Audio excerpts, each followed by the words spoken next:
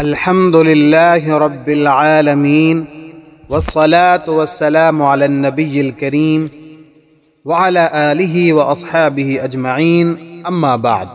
السلام علیکم ورحمۃ اللہ وبرکاتہ۔ سوال: شوال کے 6 روزوں کا حکم کیا ہے اور کیا یہ روزے واجب ہیں؟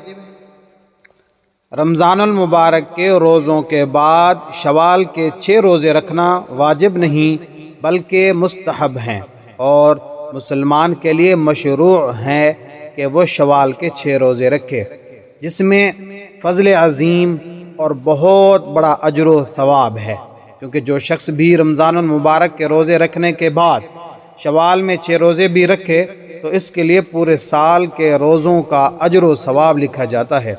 نبی مکرم صلی اللہ علیہ وسلم سے بھی یہ ثابت ہے کہ اسے پورے سال کا اجر ملتا ہے۔ ابو ایوب انصاری رضی اللہ تعالی عنہ بیان کرتے ہیں کہ رسول اللہ صلی اللہ علیہ وسلم نے فرمایا، جس نے رمضان المبارک کے روزے رکھنے کے بعد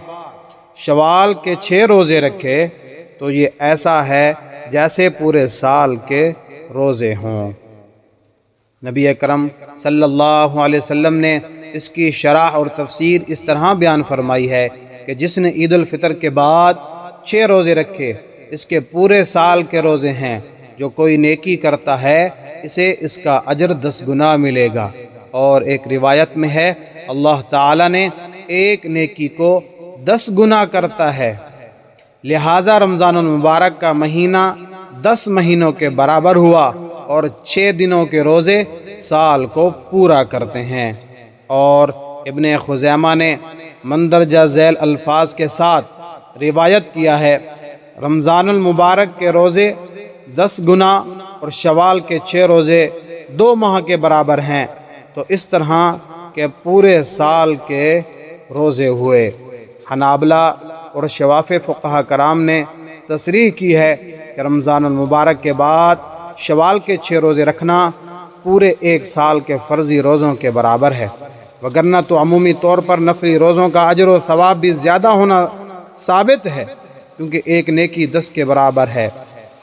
پھر شوال کے 6 روزے رکھنے کے اہم فوائد میں یہ شامل ہے کہ یہ روزے رمضان المبارک میں رکھے گئے روزوں کی کمی اور بیشی اور نقص کو پورا کرتے ہیں اور اسی کے عوض میں ہیں، کیونکہ روزہ دار سے کمی بیشی ہو جاتی ہے اور گناہ بھی سرزد ہو جاتا ہے، جو کہ اس کے روزوں میں سلبی پہلو رکھتا ہے۔